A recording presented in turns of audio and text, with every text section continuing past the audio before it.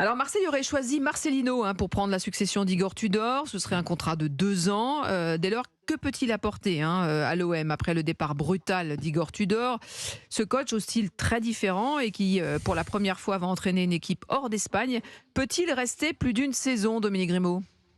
Je suis incapable de vous répondre.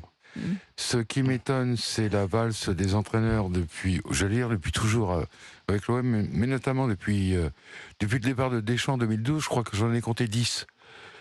Donc moi, je veux bien qu'on nettoie à chaque fois les écuries au terme de chaque saison, mais pour la pérennité, pour l'identité d'un club, d'une équipe, ça me paraît un peu compliqué. Donc Marcelino, pour revenir à lui, il a un atout. Un, c'est le pote Oui. de toujours, presque, de Longoria. Et 2, il est libre. Donc effectivement, c'est 2 atouts majeurs.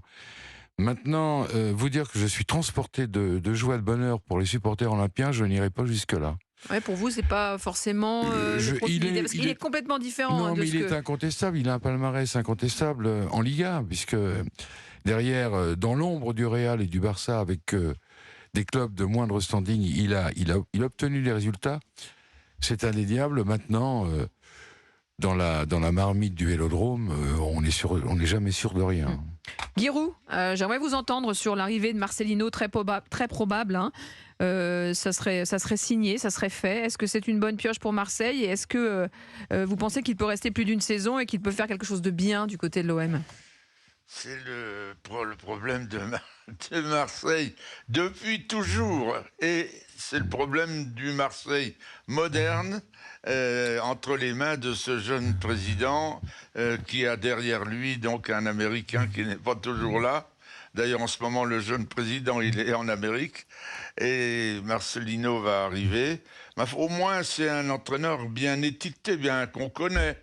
Quand on suit le championnat d'Espagne, comme on a la chance de pouvoir le faire en France, on le rencontre de temps en temps.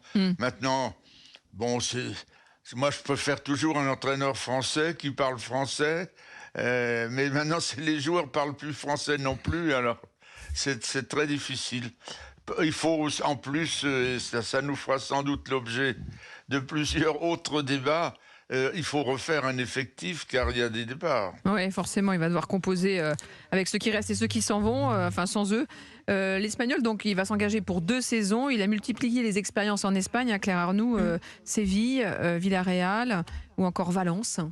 Moi, j'ai envie d'être positive sur l'avenue de ce coach parce qu'il a quand même réussi à faire des choses très jolies en Espagne. Et quand on sait que la difficulté que c'est de monter en première division, lui, il a réussi quand même quelques montées. Il a réussi à prendre des coupes, même face à des gros de Liga.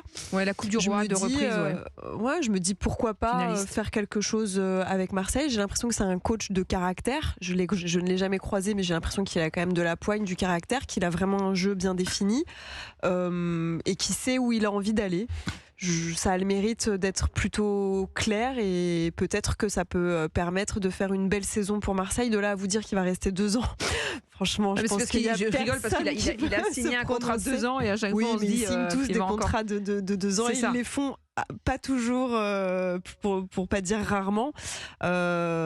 Moi, je lui souhaite de réussir avec Marseille parce que Marseille, même si la fin de saison est pas flamboyante, franchement, ce qu'a fait Tudor, c'est pas trop mal.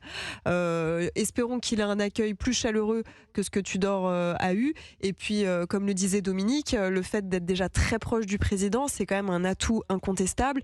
Et peut-être que ça lui permettra, même si les résultats sont peut-être pas là dès le début, d'avoir un petit délai supplémentaire par rapport à un coach qui serait moins proche de Pablo Longoria.